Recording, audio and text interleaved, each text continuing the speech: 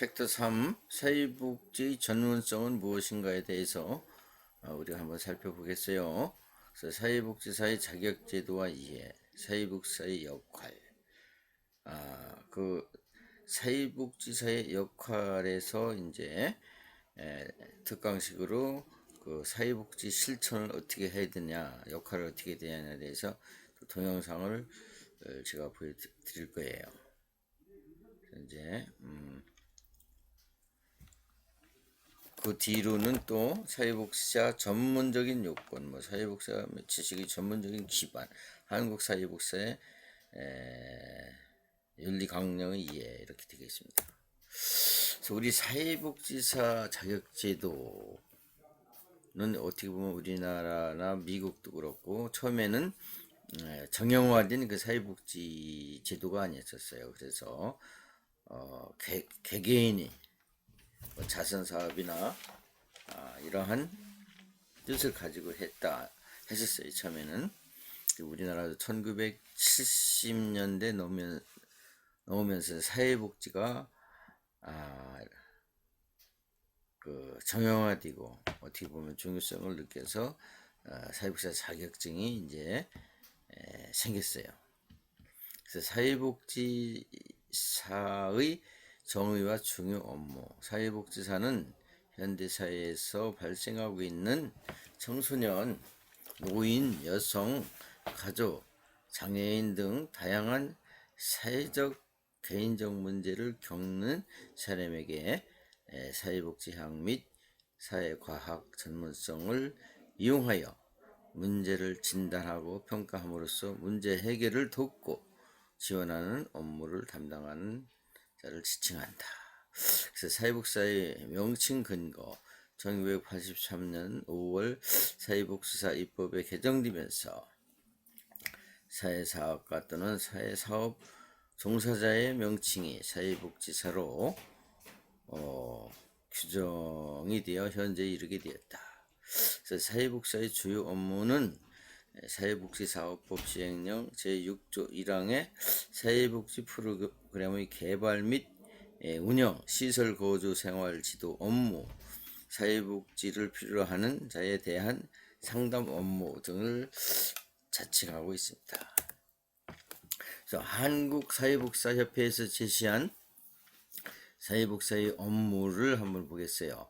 사회적 개인적 문제로 어려움을 처한 의뢰인을 만나 그들에게 처한 상황과 문제를 파악하고 그들이 필요로 하는 서비스를 유형을 판단해야 된다. 두 번째, 문제를 처리, 해결하는 데 필요한 방안을 찾기 위하여 관련 자료를 수집하고 분석하여 대안을 제시한다. 세 번째, 재정적 보조, 법령적 조언 등 의뢰인이 필요로 하는 각종 사회 프로그램을 기획, 시행 평가, 공공복지 서비스의 전달을 위해 대상자 선정 작업, 복지 조치 등의 생활 지도 등 5번 사회복지의 자원봉사를 모집하여 교육시키고 배치 및 감독 지도한다. 볼런티어죠. 봉사 노블리스 볼런티어라고 해요. 6번 사회복지 정책의 형성 과정에서 참여하여 정책 분석과 평가를 하며 정책 대안을 제시하고 정신건강사회복지사는 정신질환에 대한 개인력 조사 및 사회조사 작업을 진행하며 정신질환자의 사회복귀 촉진을 위하여 생활훈련 및 직업훈련, 그 가족에 대한 교육 지도 및 상담 업무를 수행하고 있다. 또한 사회복지사의 활동 영역을 보겠어요. 사회복지사는 공적, 사적 다양한 현장에서 활동하고 실전 학문이죠.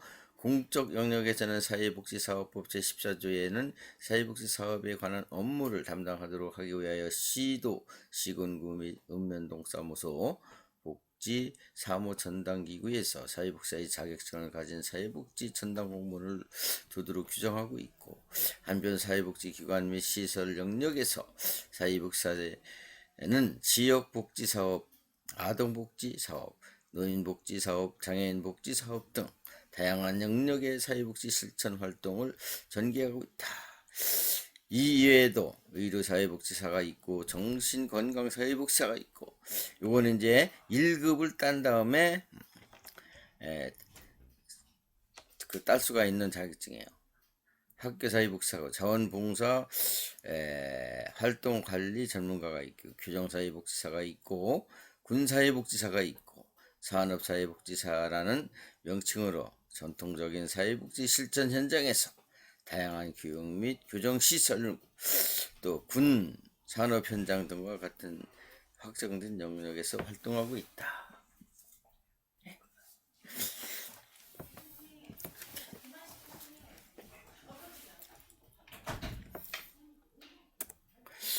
그래서 여러분들이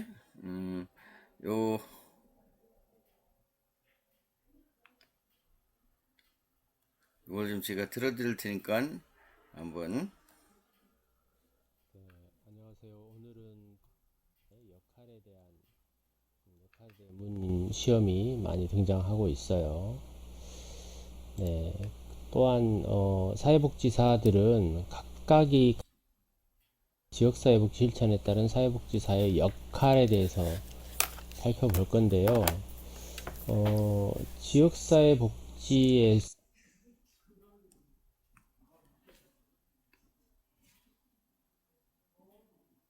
있어서 왜 사회복지사 역할이 중요한가?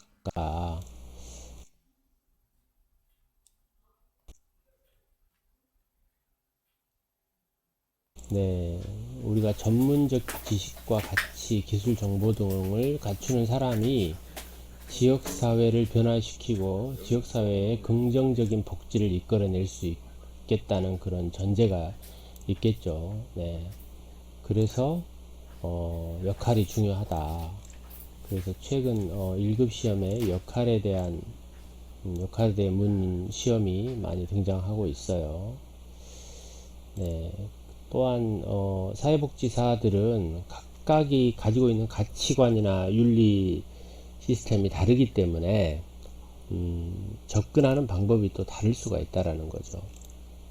그래서 여러 가지 그 역할을 제시해 줄 수가 있어요.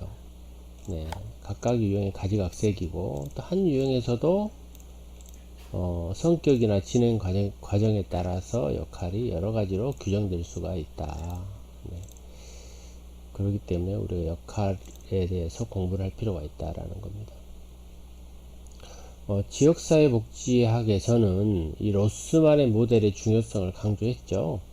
네, 로스만의 지역사회 개발 모델, 네, 그리고 사회계획 모델, 사회행동 모델, 이렇게 세 가지 모델이 굉장히 중요하다, 이 점을 강조했었고, 거기에 따른 다양한 모델들을 우리 지난 시간에 배웠었죠. 네, 그래서 역할도, 이 사회복지사의 역할도 이 로스만의 세 가지 모델에 의해서 여러 가지 그 역할이 나눠지기도 합니다. 네.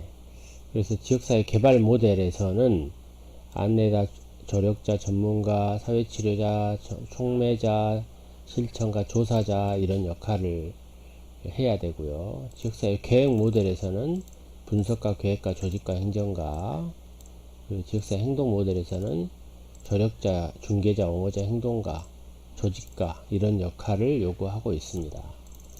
그러면 각각의 역할에 대해서 좀 더 구체적으로 살펴보도록 하겠습니다. 자, 로스만의 모형 중에 가장 대표적인 모델이 지역사회 개발 모델이었죠. 자, 지역사회 개발 모델 하면 딱 떠오르는 몇 가지 중요한 단어가 있죠. 그것은 지역주민, 또 스스로, 자조, 협동, 이런 단어들이죠. 다시 말해서 지역사회 개발 모델의 핵심은 지역주민 스스로 지역 문제를 해결할 수 있는 자조와 협동을 강조하는 그런 모델이다. 이렇게 간단히 정리할 수가 있어요. 그렇다면 이 지역사회 개발 모델에서는 사회복지사 역할이 엄청나게 앞장서는 역할보다는 약간 한 발 물러서는 그런 역할이 필요하다라는 거죠. 그래서 안내자, 조력자, 전문가, 치료자와 같은 역할이 요구되고 있어요. 각각의 역할에 대해서 좀 더 살펴볼게요. 그럼 안내는 어느 정도의 수준의 안내가 필요하느냐. 그래서 이 지역사회 개발 모델의 핵심은 지역 주민이라고 했잖아요. 그래서 이 지역 주민들이 어떤 문제를 해결하는 데 있어서 해결하는 방안을 강구하도록 도와주는 안내자 역할을 해줘야 된다라는 겁니다. 그래서 사회복지사는 이 안내자 역할에서 몇 가지의 원칙이 필요합니다. 그 원칙 중을 몇 가지 찾아보면 네, 주도적 역량을 발휘해야 된다는 거죠. 문제 해결 과정에서 안내를 할 때 네, 주도적 역량을 발휘해야 된다라는 겁니다. 그래서 충분한 지식을 제공해주고 또 주민들이 이익이 되는 그런 대안을 제시할 수 있어야 된다는 거예요. 그 다음에 두 번째가 객관적 입장을 취해야 된다는 거죠. 네. 안내하기 위해서는 우리가 너무 한 편만 든다던가 그러면 안 되죠. 그래서 객관적 입장을 취해야 된다. 세 번째가 지역사회 전체를 동일시해야 된다. 이것은 지역사회에 있어서도 어느 지역, 윗동네, 아랫동네 이렇게 나눌 수가 있고, 뭐, 왼쪽 동네, 오른쪽 동네 이렇게 나눌 수가 있잖아요. 동마다 다를 수 있잖아요. 그래서 그 지역사회 전체 문제다. 이것은 하나의 전체와 함께 한다. 이런 것들을 강조하는 안내자의 역할이 필요하다라는 거죠. 그 다음 네 번째가 자기 역할을 수용할 줄 알아야 된다라는 거죠. 맡겨진 일을 충분히 수용할 수 있고 충분히 소화할 수 있도록 그런 능력이 필요하다. 네, 그리고 다섯 번째가 본인의 역할, 아까 자기 역할을 수용해야 하듯이 본인의 역할에 대해서 충분히 설명을 해줘야 된다는 거죠. 그러니까 이것은 이 본인의 역할은 주민들의 역할을 얘기를 해요. 그래서 사회복지사가 주민의 대표가 하는 것보다는 주민들 스스로가 대표가 할 수 있고 스스로 결정할 수 있도록 도와주는 안내자 역할이 필요하다라는 얘기입니다. 그럼 두 번째 조력자인데요. 조력자라는 것은 어떤 우리 유명한 연예인을 만들기 위해서 탤런트를 만들기 위해서 무슨 댄스 강습을 했다. 어떤 댄스에 대한 그 퍼포먼스, 행동, 이런 춤에 대한 걸 가르치는 조력을 했다. 또 노래를 잘하는 지도를 조력을 했다. 뭐 이렇게 하는 하나의 어떤 지도하는 역할, 이런 역할로 이렇게 요약할 수가 있어요. 조력자, 조력. 조력이라는 뜻은 뜻은 힘을 써서 도와준다. 뭐 이런 뜻을 가지고 있죠. 도와주는 역할입니다. 그래서 앞서 안내자하고는 조금은 다른 방향이에요. 그래서 그걸 조력하기 위해서는 주민들이 가지고 있는 불만을 집약할 줄 알아야 된다는 거죠. 그래서 어떤 문제를 해결해야 될 것인가를 핵심을 딱 끄집어내서 지역사회 주민이 스스로 공동의 노력을 할 수 있도록 도와주는 거죠. 이건 너의 문제다, 이건 나의 문제다, 이건 윗동네 문제다, 아랫동네 문제다가 아니라 우리 공동의 문제고 공동의 노력이다. 이런 것들을 조력해 줘야 된다는 거죠. 또 조직화를 격려해라. 어차피 이 지역사회 개발 모델은 지역주민 스스로 문제를 해결하는 거였잖아요. 그러려면은 지역사회에 다양한 조직이 필요하죠. 그래서 그 조직화하는 것을 격려하고 장려해야 된다. 또 좋은 조력자가 되기 위해서는 인간관계를 친밀하게 만들어라. 그래서 좋은 분위기를 만들 필요가 있다. 그리고 네 번째, 아까 여기서 공동의 노력과 비슷하듯이 공동 목표를 강조해야 됩니다. 그래서 궁극적 목표는 우리가 공동의 목표다. 네, 이렇게 해서 가끔 어느 한쪽이 벗어나지 않도록 역할이 필요하다. 그런 역할을 조력자라고 한다. 그 다음에 전문가의 역할. 네, 사실 이 지역사회 개발 모델에서는 전문가의 역할보다는 뭔가 조력자, 안내자 역할이 필요하죠. 원래 이 로스만의 모델에서는 사회계획에서 전문가 모델이 더 필요를 하잖아요. 그럼에도 불구하고 이 지역사회 개발 모델에서도 전문가 역할은 필요하다라는 거죠. 그래서 이를테면 자료조사라던가 뭐 경험이라던가 이런 전문적인 역할, 일반 주민들은 생각하지 못하는 그런 역할이 필요하다는 겁니다. 네, 그래서 네, 전문가 역할을 좀 더 구체적으로 살펴보면 지역사회를 진단할 줄 알아야 됩니다. 진단이란 용어가 등장하면 왠지 의학적인 면이 들어가는데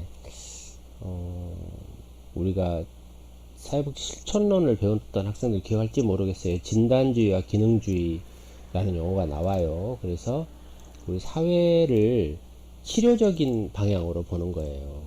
그걸 우리가 진단적이라고 얘기를 하거든요. 그래서 이 진단이라고 하는 것은 의학적인 분위기가 약간 들어가 있죠. 의학적인 건 아니지만, 그래서 이 사회의 문제가 뭐냐, 심각하게 그 사회가 가지고 있는 장애 요인이 뭐냐, 이런 것들을 사회학적으로 진단해야 된다, 이렇게 보는 것입니다. 그 다음에 두 번째가, 이 전문가가 되려면 조사 기술을 가져야 된다. 또 전문적 지식을 또 가져야 된다. 또 전문가적 절차, 이런 것들을 다 가지고 있어야 전문가라고 할 수 있죠. 그래서 지역사회 개발 모델로서도 이 전문가 역할이 필요하다. 그 다음에 사회치료자적인 역할이에요. 앞서 전문가의 역할에서 진단이란 단어, 그래서 의학적인 분위기에 장애 요인이 뭔가, 지역사회 장애 요인이 뭔가를 파악하는 걸 진단이라고 하고, 그거를 해결하는 걸 우리는 치료다, 이렇게 얘기를 한 겁니다. 그래서 의학적인 치료가 아니고 사회적인 치료다, 사회적인 치료다, 이렇게 보는 겁니다. 그래서 지역사회 수준에서 적절하게 진단했던 것들을, 그거를 어떤 방향으로 치료를 해야 되는가, 문제를 해결을 해야 되는가, 장애 요인을 없애야 되는가, 어떻게 분리시켜야 되는가, 어떻게 긴장을 조성하고 그걸 분리시켜야 되는가, 이런 것들을 사회치료적인 입장에서 제시해주는 그런 역할을 말하는 거예요. 그러려면은 지역사회 내 역할이라던가 뭐 긴장 해소라던가 뭔가 우리 사회복지학에서 말하는 치료적인 그런 내용들이 들어갑니다.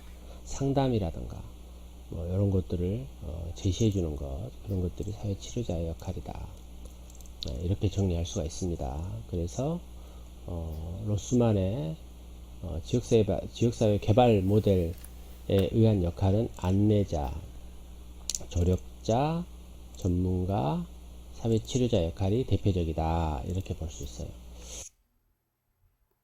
그 다음에 사회계획 모델입니다. 로스만의 두 번째 모델이죠. 로스만의 지역사회 개발 모델의 지역사회 모델 중에 두 번째 모델인 사회계획 모델.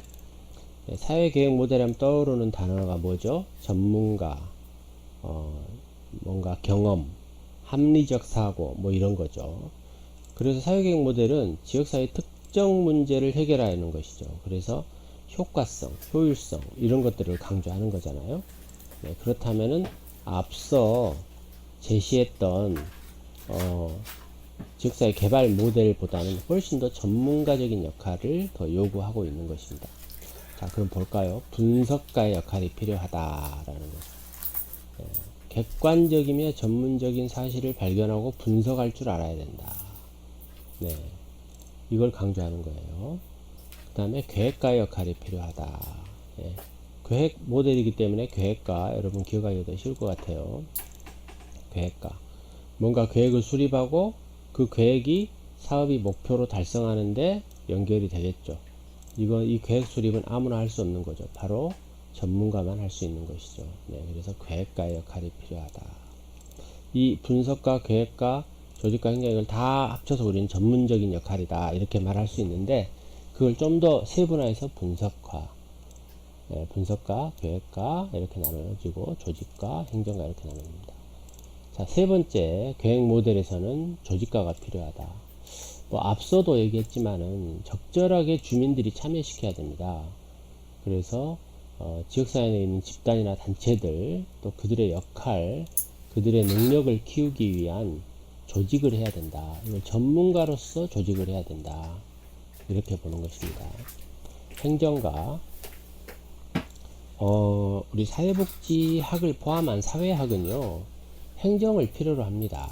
행정, 뭐 예산, 인적, 물적 자원, 뭐 이런 것들을 다 행정학으로서 푸는 것이잖아요. 그래서 행정적 문제가 발생될 수 있어요. 무슨 뭐 정부와의 활동, 또 영수증, 또 예산 확보, 그리고 뭐 무슨 집회를 한다면 집회에 따른 무슨 그 지역의 법률 검토 이런 것들 다 행정가적인 역할이라고 볼 수가 있죠. 그 다음에 계획가 역할. 이건 이제 앞선 계획가하고는 조금 다른 그런 입장이에요. 모리스와 빈스톡의 계획가 역할인데, 이 경우도 보면, 정부 기관을 상대로 전문 사회복지 기관에서 할 수 있는 전략을 세워야 되죠. 전문가니까. 지금 계획 모델을 계속 설명하고 있어요. 그래서 계획 모델 하면 항상 떠오르는 단어 전문가죠. 그래서 모리스와 빈스톡의 계획가도 전문 사회복지 기관에서 활용할 수 있는 전략을 요구할 수 있다. 요구된다라는 거죠. 그리고 돈과 신용, 예산과 신용, 돈이라는 거는 뭐 예산, 비용이라는 표현이 더 좋겠네요.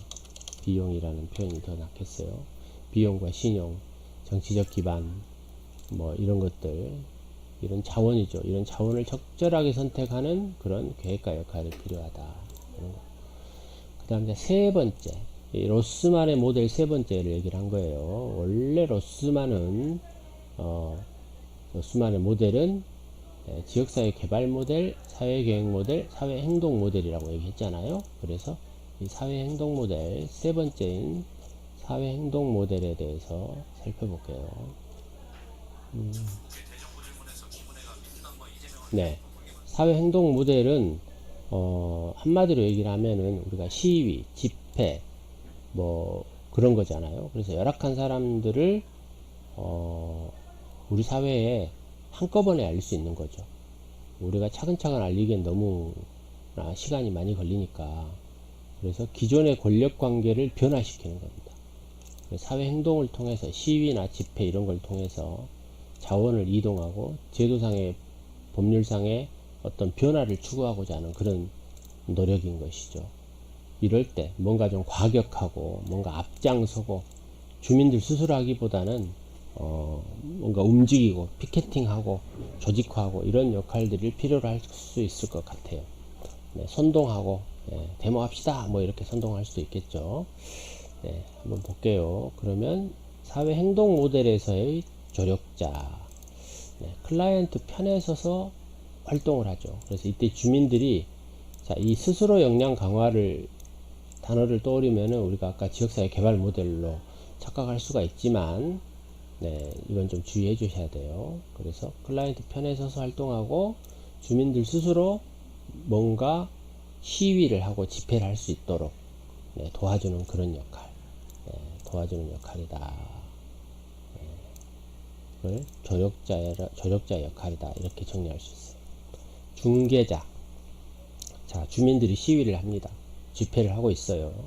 그렇다면 그 주민들의 문제를 해결하기 위한 그 지역에 자원이 있을 수 있겠다는 거죠. 그래서 지역이 가지고 있는 자원이 어디에 있다라는 것을 알려주고 연결해 주는 거죠. 그래서 중개라는 것은 우리가 연결하는 기능이다.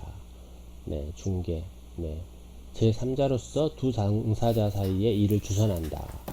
뭐 부동산 중개인 뭐 이렇게 얘기할 수도 있고요. 중개한다. 뭐 스포츠 중개하는 게 아니고요. 그건 중개여의죠. 기억여의. 이거는 기억 아이니까 중개한다. 그래서 A라는 사람과 B라는 사람의 역할을 연결해주고 해결해준다. 이런 겁니다. 그래서 훨씬 더 적극적인 개입을 해서 그 문제를 해결할 수 있도록 그런 역할을 하는 중개자 역할이 필요하다라는 겁니다. 그 다음에 옹호자입니다. 옹호자는 이 모델이 지금 사회행동 모델이거든요. 사회행동 모델. 자, 주민들이 시위하고 집회하고 있어요. 그러면 그 주민들을 대변해줘. 그 주민들을 보호하고 그 주민들을 지지하는 역할을 한다. 그래서 이 옹호라는 말은요, 이 대변하는 역할과 가장 관련이 깊습니다. 대변, 대신 얘기한다. 뭐 이런 거 아니겠어요? 단어를 보니 네, 큰일 본다 이런 거 많이 오고 뛰어난 말솜씨 능변이 필요하다. 네, 남을 대신해요 사물을 처리한다 뭐 이런 뜻이에요. 네, 이거 아닙니다. 네. 네, 행동가 자 보세요. 사회 행동 모델이죠. 말 그대로 행동이고 시위하고 집회한다. 그러면 가만히만 있을 수는 없죠. 그래서 이때는 아까 앞선 사회 개발 모델하고는 다르게 리더가 되라는 거예요. 직접 동참하고 리더가 되라라는 그런 거죠. 그래서 행동가 역할이 필요합니다. 네. 그 다음에 그로스만의 조직 행동. 예, 여기까지만 보고 여러분들이 이제 사회복지 실천에 대해서 특강 비슷하게 이제 들으셨어요. 그래서 사회복지사는 이러한 실천을 하는 것이다. 어느 정도 여러분들이 짐작이 갔을 거예요. 그러면 이어서 그래서 이제 사회복지사의 자격제도의 발전 과정을 한번 보겠어요. 우리나라에. 그래서 이제 한번 역사적인 그러한 배경도 가지고 있죠. 그래서 사회복지 시설 종사자 무자격 시대가 이제 1970년대 이전이에요. 1970년대 이전은 이제 자격증이 없이 그냥 사회사학과들이 자기 나름대로 이렇게 했어요. 또 원조에 의해서 나라는 원조에 의해서 많이 그 자선 사업을 하고 그랬어요. 미국의 원조를 위해서. 그때 전쟁 시대니까 그래서 한국 전쟁 이후 고아원을 중심으로 한 사회복지 시설이 급속히 생겨났으나 1970년대 사회복지 시설 종사자에 관한 자격도 없었다. 그래서 1970년에서 1980년대에 이제 이렇게 10년 정도의 그 10년 정도의 그 시간이 이제 걸렸는데 1970년에 제정된 사회복지사업법 제5조 5조 및 같은 법 시행령 제9조에 사회복지사업 종사 자격증 제도 처음으로 도입되었어요. 그래서 사회복사 업종사자 자격 기준 등급 차이가 있었으며 대학에서 사회복지학 전공자를 배출하면서 자격 제도가 개정 필요성이 논의되었고 1982년 사회복지 사업 종사자의 자격을 사회복사 자격 제도로 개정하는 논의가 시작됐다. 옛날엔 사회 이런 일을 하는 사람 보고 사회사학과라고 그랬어요. 사회사학과라고. 그 다음에 사회복지사 자격증 시대예요. 1983년 사회복지사업법 개정으로 사회복지사 제도가 신설되었으며 3등급 체제로 변경되었고 1990년도부터 현행과 같이 사회복지사 협회가 자격증 교부를 위탁받아 시행하고 있다. 지금도 그렇죠. 사회복지사 국가시험 시대가 이제 2003년서부터 생겼어요. 네, 사회복지사 전문성 형성을 2003년부터 사회복지사 1급. 그래서 2년까지는 1급을 그냥 공부했으면 1급이 나왔어요. 저도 1급을 가지고 있는데 제가 이제 1900년대에 공부를 했어요. 사회복지를. 어떻게 보면 일찍 했다고 볼 수 있죠. 그래서 저도 1급을 가지고 있어요. 그 당시에 시험 안 봐도 1급이 나왔어요. 그 얘기를 하는 거예요. 국가고시 시험제가 되면서 2017년 개정에 따라 상등급 체제에서 2등급 체제의 변경으로 운영되었다. 그 당시는 이제 사회복사가 1급, 2급, 3급이 있었어요. 아니, 1급은 없었죠. 1급은 없었고 이제 3급하고 2급이 있었어요.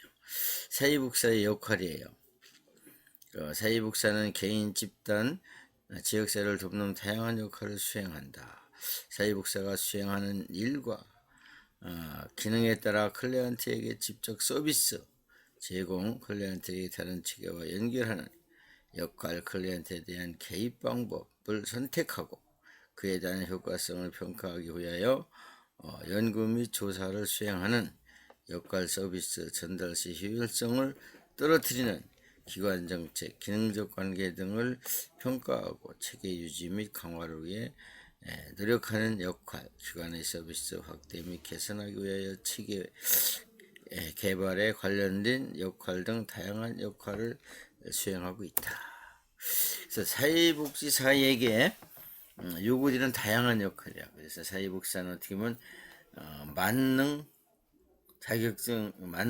자격증이라보다도 만능 일을 해야 돼요. 만능 여러 가지 일을 해야 된다 말이에요. 중개자 역할도 해야 되고, 중재자 역할도 해야 되고, 또 클라이언트 옹호자 역할, 조력자, 교사, 교육자, 뭐 상담가 혹은 임상가, 사례관리자, 뭐 직원개발자, 행정가, 행동가, 집단 촉진 등 이렇게 다양한 일을 업무를 수행해야 되느니만큼 여러분들이 공부를 열심히 해야 되겠죠. 그래야 이러한 일들을 잘 감당할 수 있을 거라고 생각합니다. 또 사회복지사의 전문화된 어느 한순간 형성되는 것이 아니라 역사와 사회 변화와 더불어 이루어지고 있다.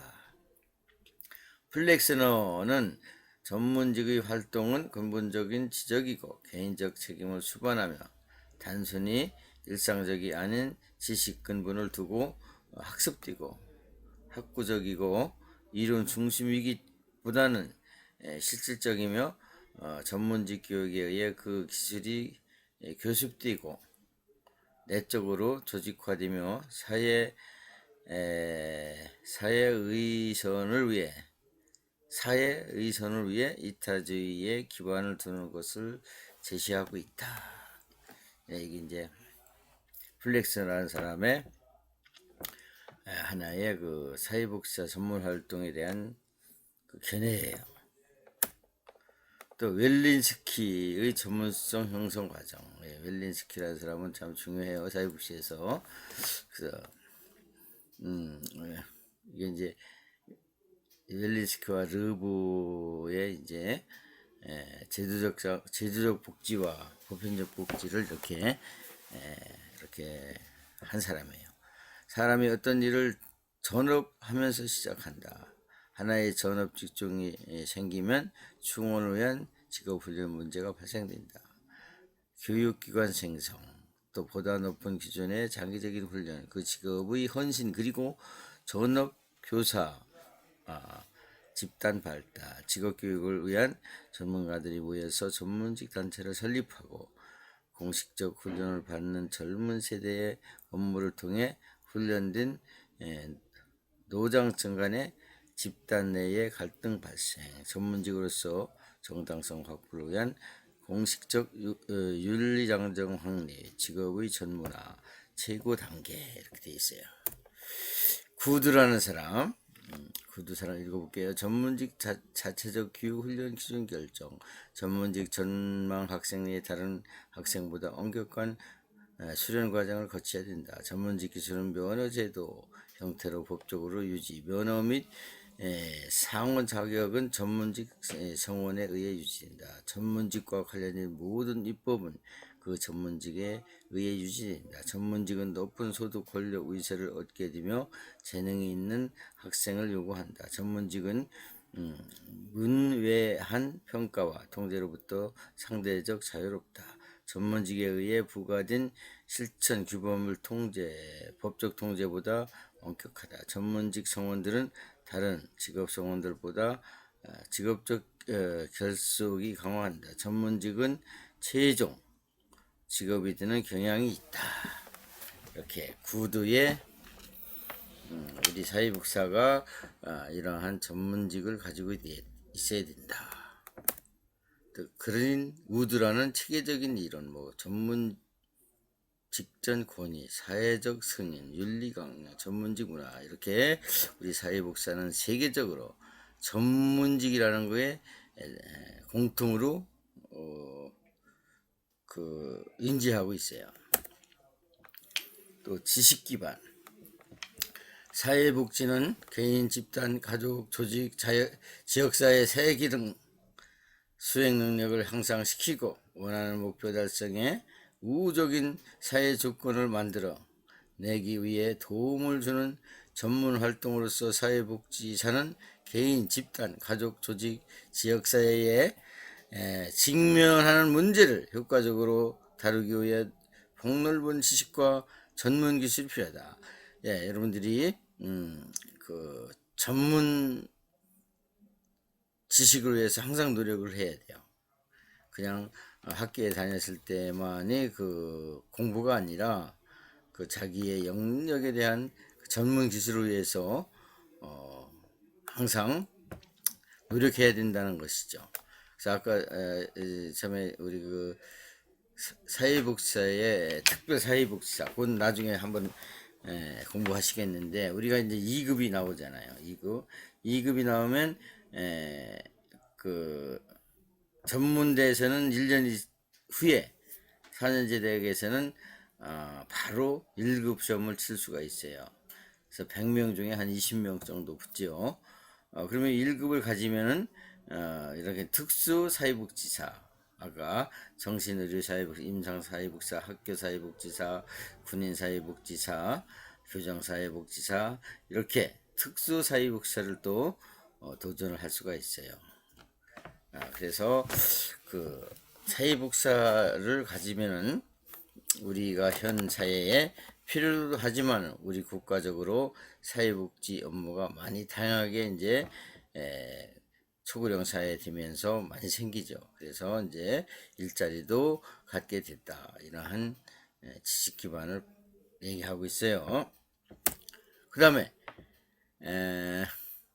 조일과 이윤노라는 사람이 이제 그 사회복지사에 대해 얘기를 했어요. 인간 발달 행동에 대한 지식, 의사소통의 다양한 방법에 대한 지식, 집단의 과정에 대한 지식, 개인, 집단, 지역사회의 문화적 요인에 대한 지식, 인간관계에 대한 지식, 지역사회의 본질에 대한 지식, 자기 자신에 대한 지식, 개입 과정에 대한 지식, 조직 행동 및 기관의 행정적 과정에 대한 지식, 조사 방법 및 평가에 대한 지식으로 지시하고 있다.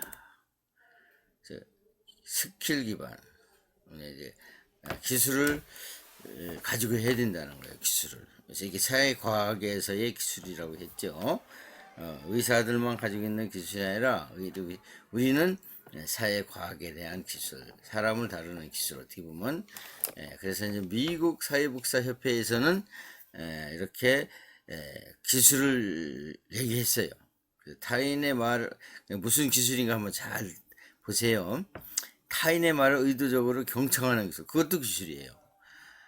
이 상담에서는 경청이 참 중요하거든요. 나의 말을 들어주기만 해도 상대방의 그 치료 조건이 된다고 그래요. 그러니까 경청 기술, 그것도 기술이에요. 자기만 말하는 게 아니라 상대방의 말을 잘 들어주고 경청하고 옹호해주는 그런 것도 기술이다. 상담학에서는 이제 그걸 많이 강요하고 있어요. 정보를 끌어내는 기술과 관련된 사실을 정리하는 기술. 예, 사회복지사 업무는 공공조직에서 민간 조직까지 국가와 이런 관련이 되어 있다고 얘기한 바가 있어요. 그래서 무슨 정보가 있나 이런 것들이 면밀히 우리가 이제 그 연구하고 끌어낼 필요가 있어요. 그래서 국가에서는 우리 국민들에게 사회복지의 그러한 정책으로 얼마나 그 도움을 주고 있나 이런 것도 이제 정보를 끌어내는 기술을 가져야 된다. 컴퓨터 같은 걸 잘 해야 되겠고 롱텀케어라는 국가적인 그런 그 사이트가 있어요. 그런 데서 한번 이렇게 정책 같은 것도 한번 보고 그래야 돼요. 그래서 전문적인 도움 관계를 창조하고 유지되는 기술과 자신을 도움 관계에서 활용하는 기술, 또 언어적 비언어적 행위를 관찰하고 해석할 수 있는 기술, 비언어적, 언어적 이런 것들이 있어요. 비언어적은 이제 말을 않고도 행동이나 이런 걸 비언어적 행동이라고 그래요.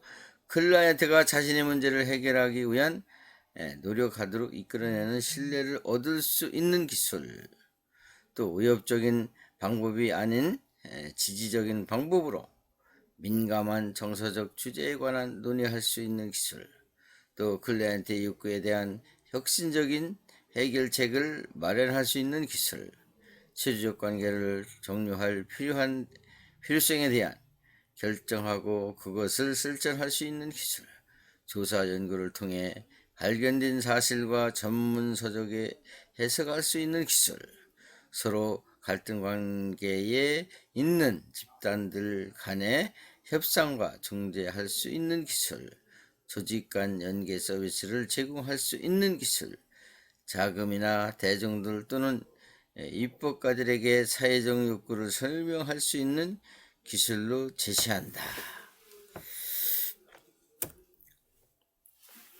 가치 기반이에요. 가치 기반.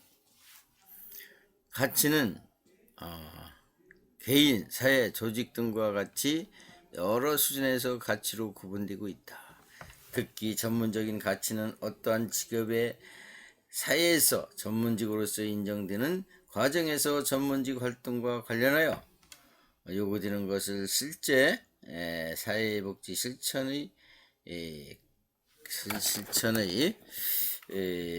가치 체계들이 어느 한순간에 형성된 것이 아니라 역사적 실천을 겪으면서 발전, 본격적인 언급 속에 1940년대 말부터 1950년대 초에 걸쳐서 사회복지 실천 활동하는 전문가의 가치에 대한 의문이 제기되면서 윤리적 지침 마련에 의한 시도가 전개되었다. 1947년에 미국 사회복지사협회의 대의원에서 비공식적인 잣대, 1960년에 공식적으로 미국 사회복지사협회 NASW에서 윤리강령 채택이 있다. 그래서 우리나라의 사회복지사 윤리강령 아주 중요하죠. 1982년 제정된 후 현재까지 네 번 개정을 했어요. 그래서 미국과 같이 핵심 가치를 별도로 제시하지 않고 윤리강령 전문의 윤리강령에 지향하는 내용을 포함시켜 제시하고 있다. 그래서 사회복지사가 지향하는 가치와 역할, 사회복지사의 업무 태도와 자세, 다짐 등을 담고 있다. 그래서 상세 내용은 사회복지사는 모든 인간의 존엄과 가치를 존중하고 천부의 자유권과 생존권의 보장 활동에 헌신하며 사회 정의와 평등, 자유, 민주주의 가치를 실현하도록 하며 전문가로서의 자세, 전문성 개발을 위한 노력, 경제적 이득에 대한 태도에서 기본적 윤리 기준을 준수하며 클라이언트의 동료 사회 기관, 지역사회 및 전체 사회에 대한 행동 기준이 지시되어 있다. 그래서 전문에 보면 사회복지사는 인본의 평등주의 사상을 기초하여 모든 인간의 존엄과 가치를 존중하고 천부의 자유권을 생존권의 보장 등에 헌신한다. 특히 사회 경제적 약자들의 편에 서서 사회 정의와 평등, 자유와 민주주의 가치를 실현하는 데 입장을 섰다. 또한 도움이 필요하는 사람들이 사회적 지위와 기능을 향상시키기 위해 저들과 함께 일하며 사회 제도 개선과 관련된 재반 활동에 주도적으로 참여한다. 사회복지사는 개인의 주체성과 자기 결정권을 보장하는 데 최선을 다하고 자기 결정권을 인정해 주는 것, 개개인의 어떤 실천하기 위하여 전문직 지식과 기술을 개발하고 사회적 가치를 실현하는 전문가로서의 능력을 품위를 유지하기 위해 노력한다. 이에 우리는 클라이언트, 동료 기관 그리고 지역사회 및 전체 사회와 관련된 사회복지사의 행위와 활동 판단 평가하며 인도하는 윤리기준과 다음과 같이 선언하고 이를 준수할 것을 다짐한다. 또 그래서 윤리강령에 포함한 사회복지사의 윤리기준의 전문가로서의 자세, 또 전문가로서의 자세는 사회복지사의 전문직 태도와 역할 행동을 제시하고 있는 것이 특징이고 전문성을 개발하기 위한 노력이 있어야 되고 자기 발전을 위해서 노력해야 된단 말이에요. 경제적 이득에 대한 태도가 있고 사회복지사의 클라이언트에 대한 기준이 있고 클라이언트의 관계와 동료들의 클라이언트 관계 또 동료와의 관계, 슈퍼바이저의 관계, 사회복지사의 사회윤리 기준, 사회복지사의 기관에 대한 윤리 기준, 사회복지사의 윤리위원회의 구성과 운영 이렇게 해서 우리가 45분 공부를 했어요. 공부를 했는데 이제 5분 동안은 여러분들이 이제 그 하나의 그 과제를 제가 또 올릴게요.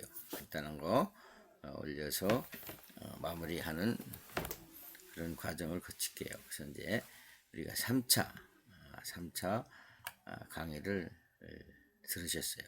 수고들 많이 하셨습니다.